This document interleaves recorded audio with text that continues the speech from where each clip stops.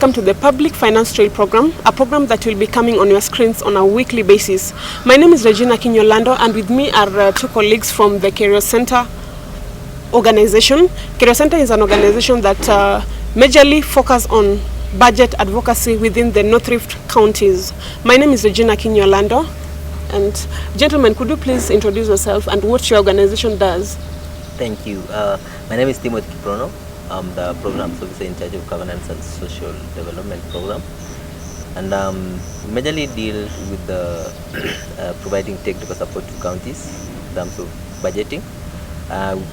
We also try to promote public participation. Remember, this is a new concept in the new dispensation, and we work with other partners at national and also the regional level to promote participatory process, the public finance. Mr. Kongin? My name is Emmanuel Kongin. I'm the Assistant Programs Officer in charge of Finance and Accounts at Career Center. And Career Center as an organization, we've been working majorly in Uasin Gishu and Elgeyo Marakwet counties in the past 3 years. But this year and going forward, we are introducing Trans Nzoia, West Pokot, Baringo and Nandi counties. So we'll be working with about 6 counties in the region on budget advocacy.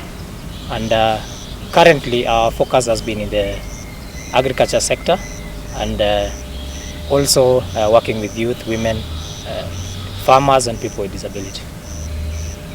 And Mr. Kongin, being that this is our first episode of the program, what should our audience expect? All right. From the program, the public will expect to learn about the budget making process, and with a view of enabling them to participate in priority setting. And we will be having discussions around the budget cycle and how the public can be able to participate in involving their plans with what the government is proposing. We'll also be looking at the role the public can play in oversight and in transparency and accountability in the budget making process. And then we'll also be looking at the role that the other key actors in the budget process are supposed to play, with a view of enabling the public to hold into account those who are supposed to be involved in the budget process. Mr. Kiprono, who are the major stakeholders in this program? Thank you for that question. I think there are several actors in the budget making process, and we will try to bring them into the discussion at some point, and this includes the county government officials, the technical guys who produce the budget, the CCs in charge of various ministries, and we also have the counterparts of the county assembly who play a role in oversight. We will also bring professionals in various fields, for example, people in charge, who have knowledge in economics, into the discussion, so that we also shed light in the choices we make. Is it resonating to the economy? Is it resonating to the needs of the public? And at some point, we will bring in our partners, the people who support us to do this program, that is the International Budget Partnership, to also give us, those are experts in the budget making process, and they'll also give us some insights into how other counties are doing budgeting and how other countries, developed countries, are also doing budgeting. How is public participation supposed to be done, and how is it done in those countries, so that we could also see what is it that we can learn from them and actually bring home here. Right. We will also give the audience chance to also suggest, we need 1 to 3 people, they can suggest. Perhaps they may want the governor to come to this program, for example, and then say, bring us the governor to this program, and they also have a role to play in actually reaching out to the governor and say, we need to in certain program that we've been following in the team. Sure. Yes. Okay, thank you for that. Mr. Kiprono, could you please just give us an insight of the budget process? Yes, thank you. The new process of making budgets is an overlap. While one budget is being implemented, another one is being formulated. So it's a process that runs concurrently. And so the budget formulation and enactment starts in August, and ends in June 30th. And of course, we'll look at some of those, what happens between this period in detail in the previous sessions. I mean, in the next session. Sorry. Okay. Yes. Is there any difference from the old budget formulation process and the new one? Now, before the enactment of the 2010 constitution, we had an old constitution where we only had one level of government. The system of government was centralized at the national level. And at that point in time, it was a government preserved to do the budget, and the public were, if there was any involvement, it was very minimal or no involvement at all. If you can remember, at that time we used to have the Minister for Finance holding a briefcase with a coat of arms, and then on the first Thursday of every June he would go and read the budget, and it would be implemented without any public involvement. But in the current dispensation, at every level of the budget process, it is actually driven by the people. It is a public budget. It's no longer the treasury budget. At county level and at national level, the public are involved in every stage of the budget making process. It's actually the people's proposals that are adopted by the government and implemented. And Kiprono, you mentioned something on formulation and the enactment stage of the budget. What actually happens within this period? So as Kongin mentioned, the transition from the old order to the new dispensation is that there are few things that happened. The new order requires that the budget process involves. So one of them is at the end of August, the county treasury and also national treasury issues a circular. So this circular sets out the budget process. It gives like when certain documents are supposed to be produced, and also gives guidelines on areas of focus in the next financial year, like policy directions, for example, because the treasury is supposed to is the overall ministry that gives direction as the knowledge on economy, where is the economy going, and stuff like that. It also gives another very important component of the budget process of the new dispensation of how the public should participate. So it gives guidelines to each department or ministry at national level on how public participation should be held, when and how the public should participate to give the input in the budget process. So that is what happens in August. That's the first document. The first. Yes. Mr. Kiprono, you mentioned something on public participation. Do you think that the public has really understood the benefits withdrawn from their participation in the budget formulation and implementation process? Yeah, actually this is a new concept that people are still grappling with to understand what is the importance of participating and all this kind of thing. But I think they've not really fully understood and took advantage of that avenue or that window to influence what is the decisions the government makes, to make sure that it addresses their needs and preferences, or improves services they use every day. And I think it is something that will take time a bit, but it also requires efforts from the county government and also stakeholders to enlighten the public to take up this opportunity. Okay. And Kongin, after the circular has been presented, what next in the budget making process? So now, after the budget circular has been presented by the executive, the next stage is what is called the annual development plan. So the annual development plan is submitted or tabled to the assembly by the executive, the county executive, on the 1st of September. Now, this annual development plan is the first document in the budget process, and it is actually drawn from what is called the county integrated development plan, which is actually the plan for the county government, and it gives a connection between the budget and the county integrated development plan. So the ADP is required to be given to the public within 7 days after it is submitted to the assembly. It's supposed to be available for the public, and the assembly, when it receives this document, is supposed to make sure that the public are involved in, before it is passed, the public are involved in giving their input on what should be or what should not be in the annual development plan. And Mr. Kongin, closely related to the annual development plan is the Public Finance Management Act, which was formulated in 2012. What does it say about the expenditure on public resources, and what are the implications of failure of the public to participate? All right. The Public Finance Management Act 2012 states that no public resources shall be spent outside of a planning framework.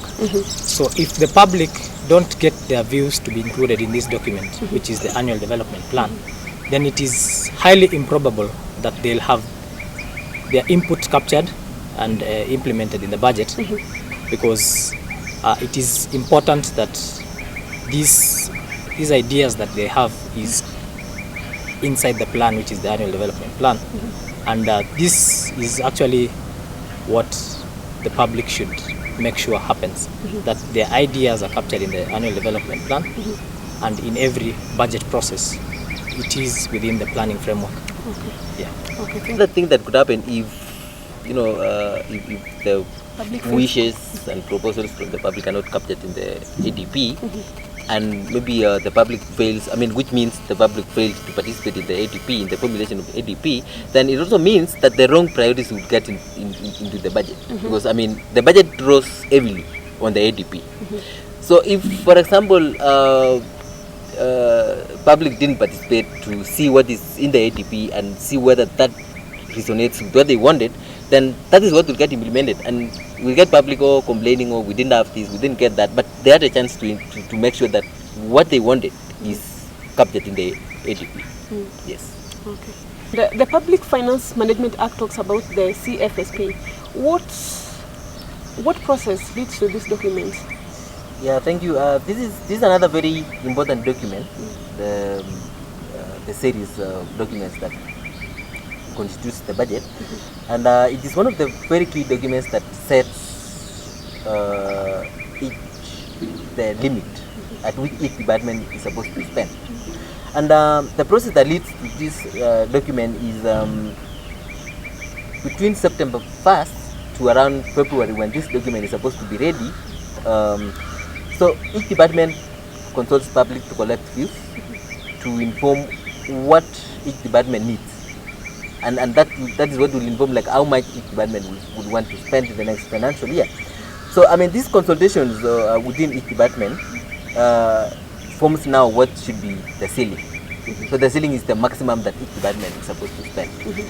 And then but sometimes the public forgets that this is a very important stage in the budget making process, because sometimes in April, when we are discussing about how each department is supposed to spend its ceiling, we are still asking the question of Department A funding is less or higher than the other one, which is not supposed to be happening at that point.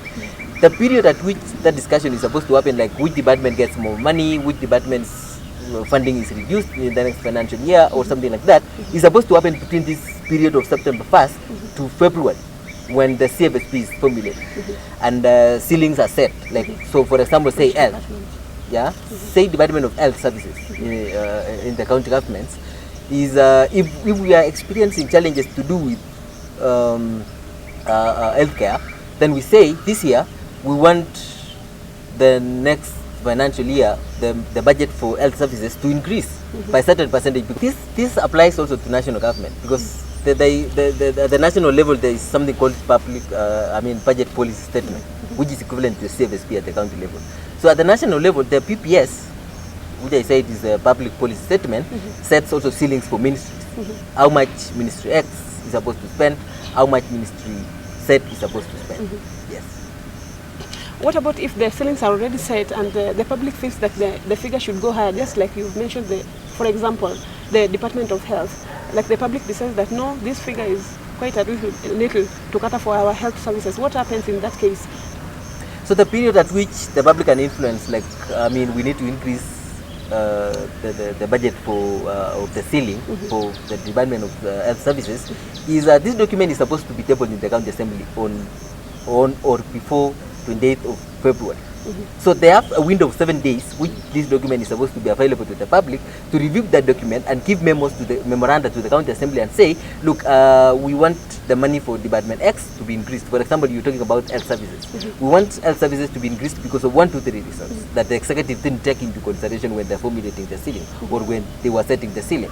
So so they have a window, but not after the county assembly has approved the CFSP. Once it's approved, then that's final. They will not be changed again. But don't you think that the 7-day period is quite a short time for somebody to make an informed decision? Well, the 7-day window is when it's supposed to be available, and I agree with you that it's a very short time, and it's also a short time for the county assembly to actually review the document and have constructive discussion with the other stakeholders, for example, the executive and the public. Like, do we agree with this ceiling? What informed the ceiling? For example, if we talk about the budget for health services, if the ceiling is 1 billion shilling, for example, what informed this ceiling? So the county assembly also have to understand why did we arrive at this 1 billion? How did we come to that?